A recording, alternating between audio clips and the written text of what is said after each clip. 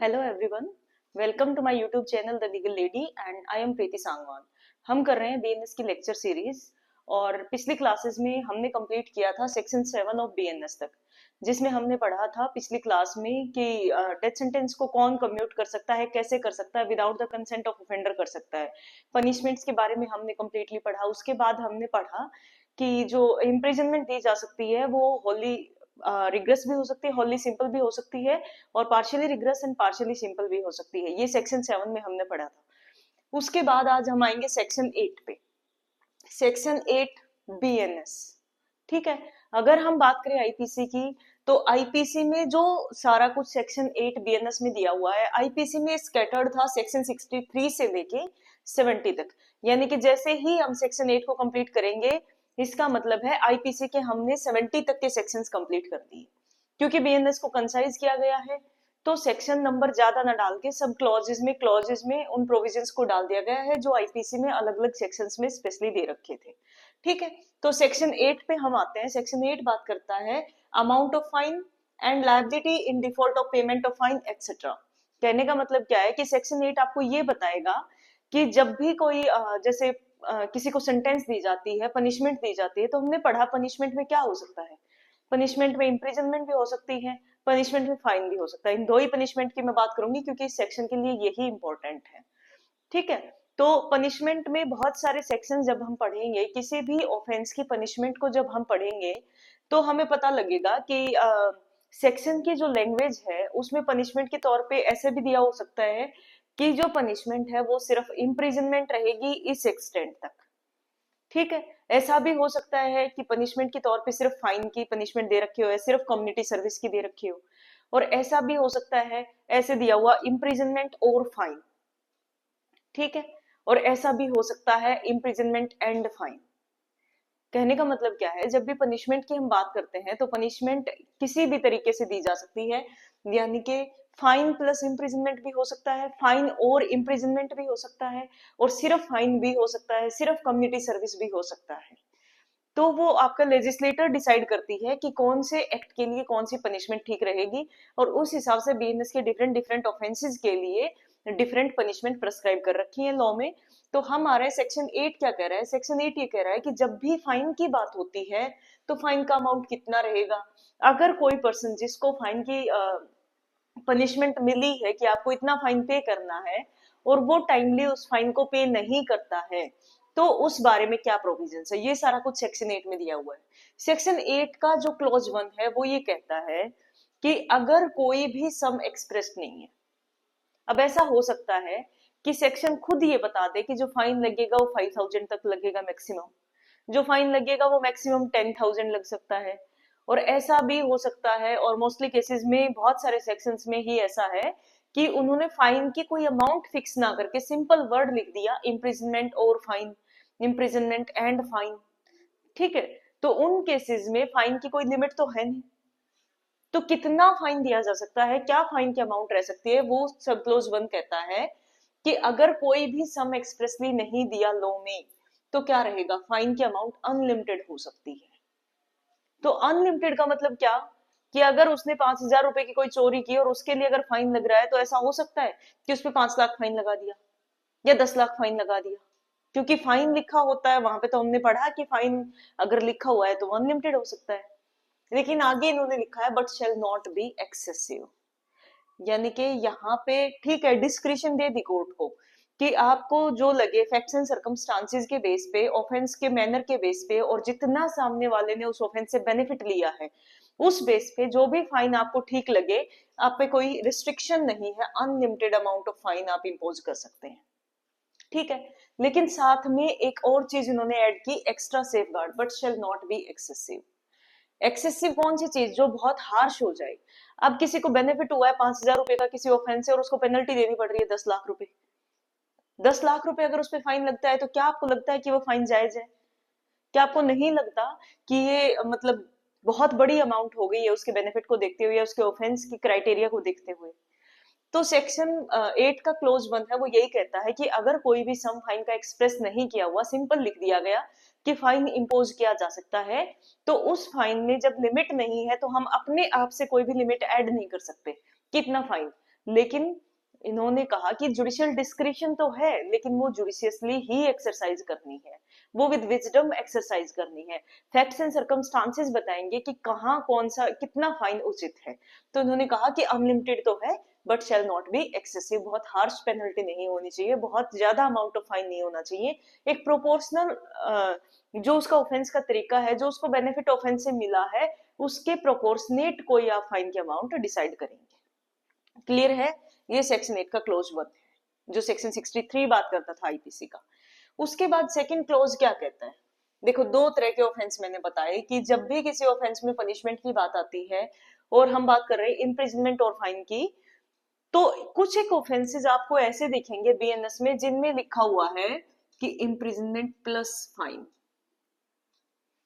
मतलब जब सेंटेंस दी जाएगी तो उसमें इम्प्रिजनमेंट और फाइन दोनों ही चीजें दी जा सकती हैं, या फिर ये कहो कि देनी ही दोनों पड़ेंगी, क्योंकि वो ऑफेंस पनिशेबल ही कैसे है, इम्प्रिजनमेंट प्लस फाइन से पनिशेबल है।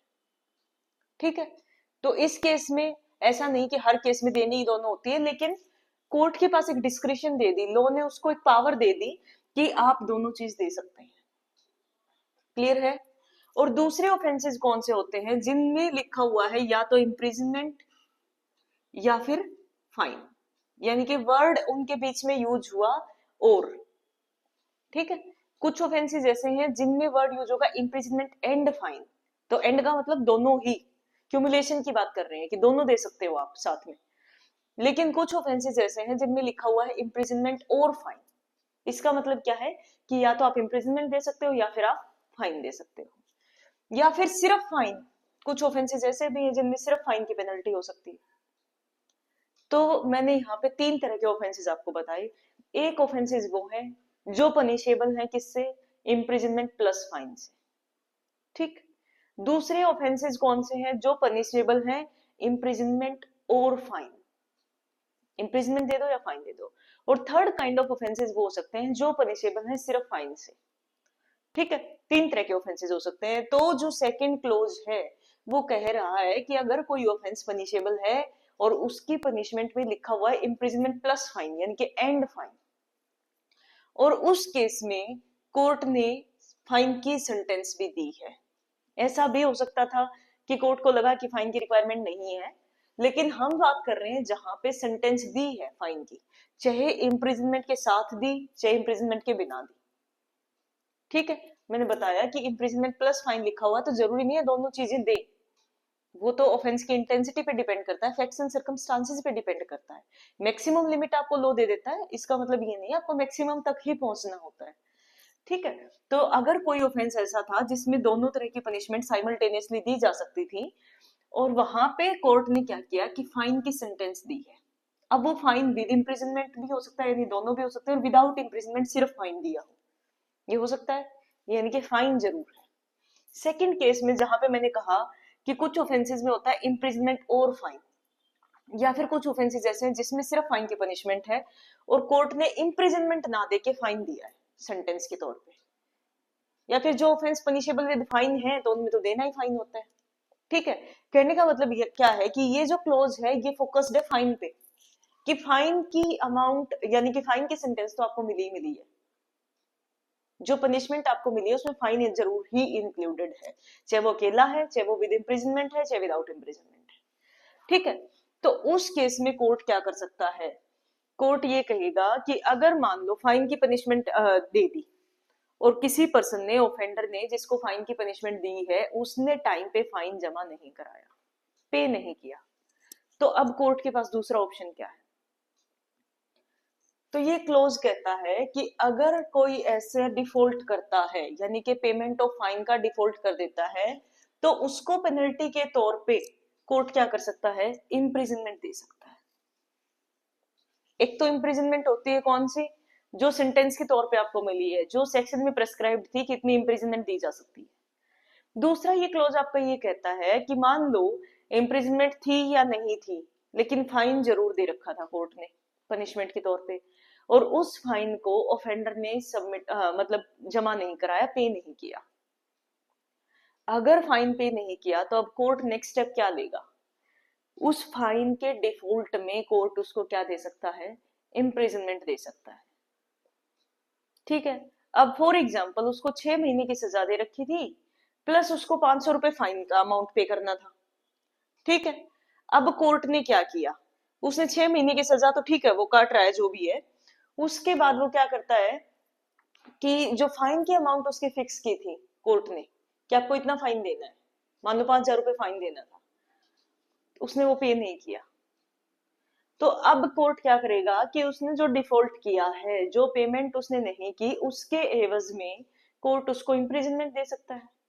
वो इम्प्रिजनमेंट कैसे होगी, मान लो उसको 2 महीने की सजा मिली है, 6 महीने की सजा उसको किसके लिए मिली, ऑफेंस के लिए मिली, और एक्स्ट्रा 2 महीने की सजा उसको किस लिए मिली कि उसने फाइन पे नहीं किया।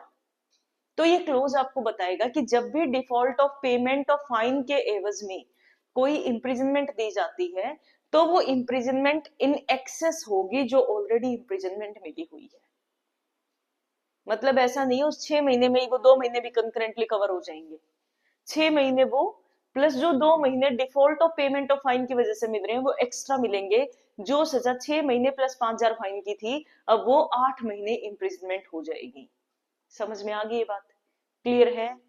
ठीक है, तो ये बात ये कह रहा है सब क्लोज टू कि फाइन का अगर डिफॉल्ट होता है तो आपको ऑलरेडी इम्प्रिजनमेंट मिली हुई थी, नहीं मिली हुई थी, या फिर कोई चीज सिर्फ फाइन से पनिशेबल थी, मान लो सिर्फ फाइन की पनिशमेंट मिली, तो जो फाइन की पनिशमेंट मिली उसके एवज में मान लो डिफॉल्ट होता है और 2 महीने की सजा कोर्ट सुना देता है, पहले से कोई इम्प्रिजनमेंट नहीं चल रही है तो ठीक है वो 2 महीने सजा के उसको काटने पड़ेंगे, इन प्रिजन उसको रहना पड़ेगा। लेकिन अगर ऑलरेडी इम्प्रिजनमेंट में मिली हुई है, ऑफेंस के लिए सब्सटेंशियल पनिशमेंट मिली हुई है, वो 6 महीने 3 महीने जो भी मिली हुई है, और साथ में पेमेंट का डिफॉल्ट हो जाता है, तो उसके एवज में जो सजा मिलती है वो इन एडिशन हो जाएगी जो ऑलरेडी सजा है उसके। क्लियर है? ये आपका सब क्लोज 2 बताता है सेक्शन 8 का। अब थर्ड क्लोज क्या कहता है, offence punishable with imprisonment plus fine. एक कैटेगरी की बात हुई, मैंने 3 तरह की कैटेगरी बताई कि ऑफेंस ऐसे भी हो सकते हैं जिनमें दोनों चीजें हो सकती हैं, ऑफेंस ऐसे भी हो सकते हैं जिसमें ऑल्टरनेटिव आपके पास या इम्प्रिजनमेंट या फाइन, और ऑफेंस ऐसे भी हैं जिसमें सिर्फ फाइन की सजा मिलती है। तो यहाँ पे जो थर्ड क्लोज बात कर रहा है वो उन ऑफेंसेस की कर रहा है जिनमें इम्प्रिजनमेंट प्लस फाइन है।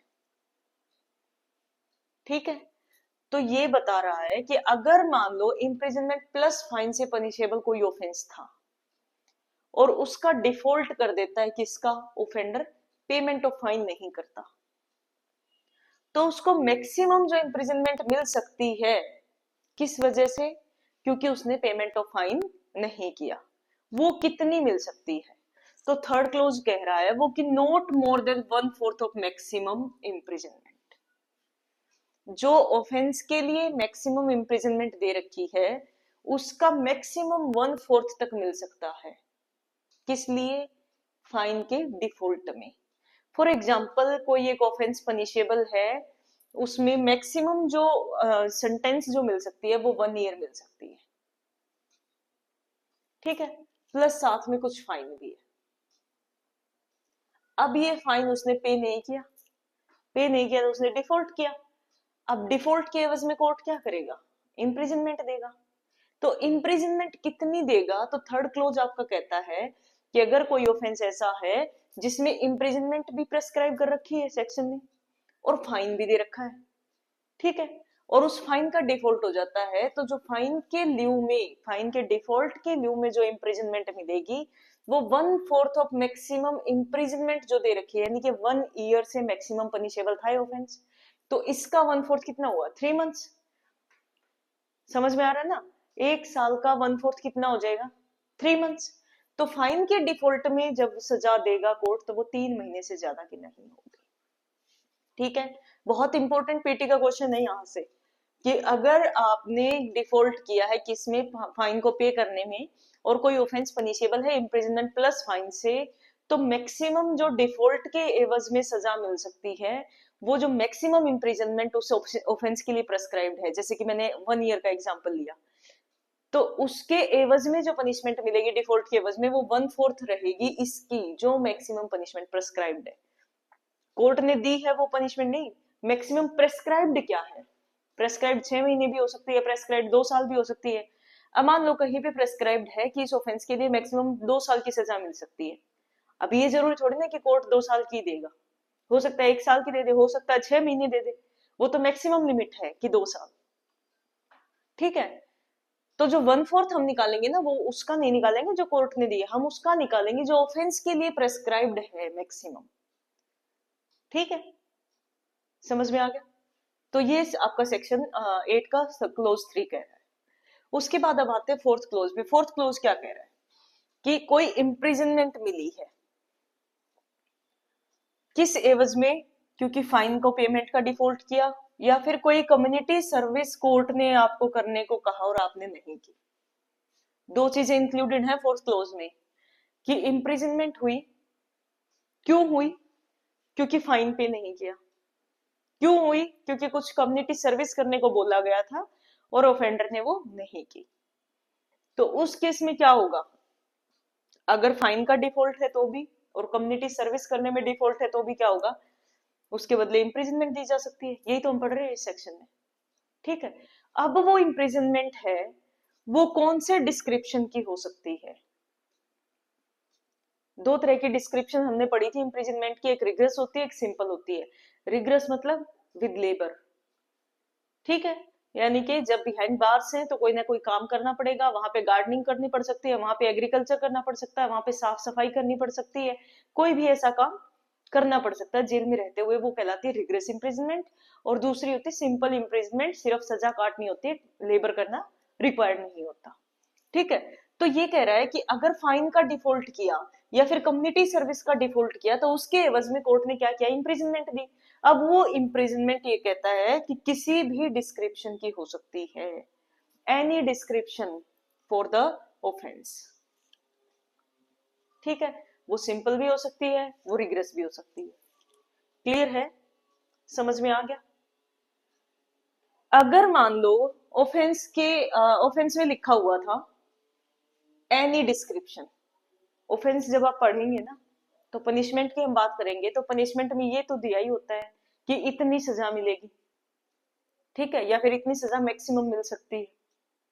साथ साथ ये भी दिया होता है कि कौन से डिस्क्रिप्शन की मिलेगी, रिग्रेस मिलेगी, सिंपल मिलेगी, ये भी लिखा होता है।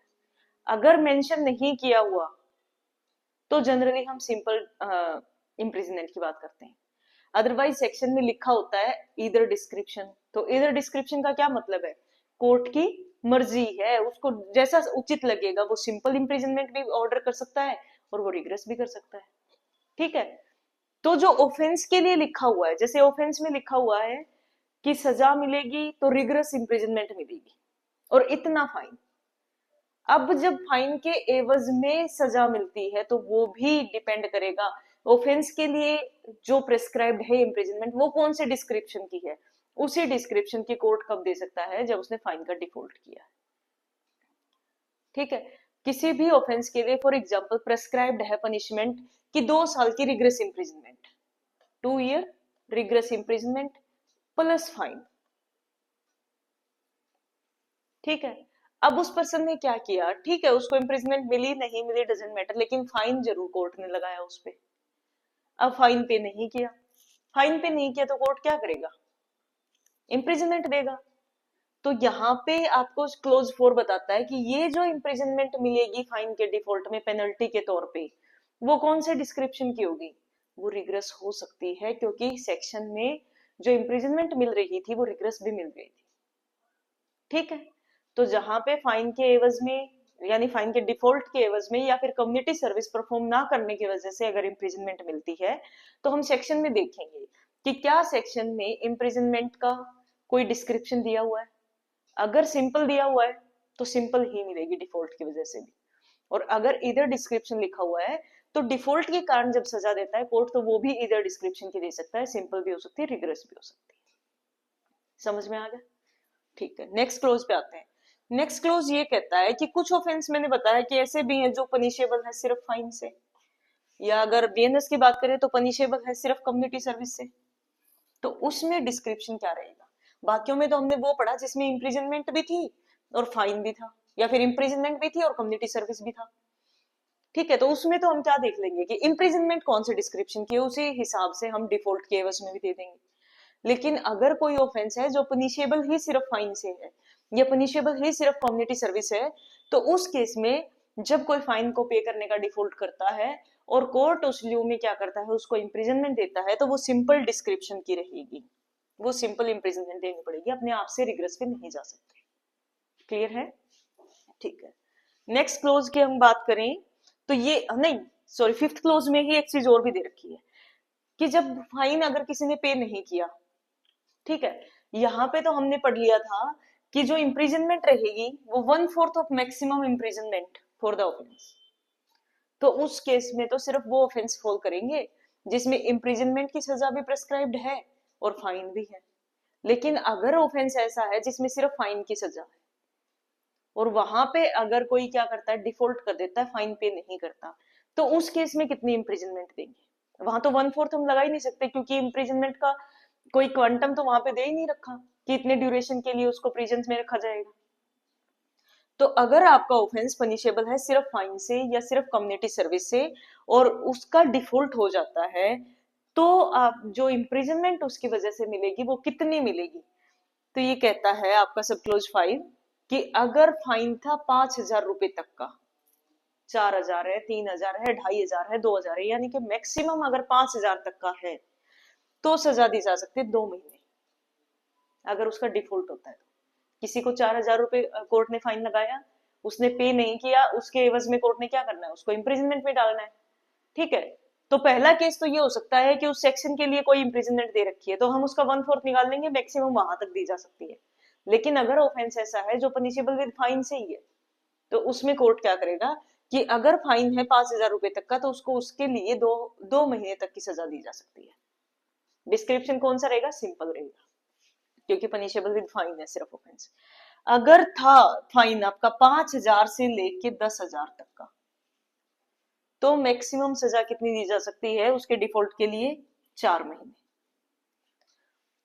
और अगर 10,000 से ज्यादा अमाउंट का कोई फाइन था और उसका डिफॉल्ट होता है, तो बाकी सब केस में मैक्सिमम पनिशमेंट 1 साल तक दी जा सकती है फाइन के डिफॉल्ट के लिए। क्लियर है?